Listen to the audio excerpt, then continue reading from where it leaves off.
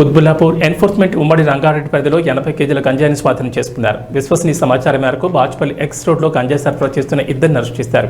వారి దగ్గర 4 కేజీల గంజాయి స్వాధీనం చేసుకున్నారు. ఇద్దరు నిందితులు ఇచ్చిన సమాచారంతో కాజీపల్లిలోని స్థావరంపై దాడి చేశారు. అక్కడ దాచిన 76 కేజీల గంజాయి, 2 ఆటోలు, ఒక బైక్ మరియు 4 సెల్ ఫోన్లు స్వాధీనం చేసుకున్నారు.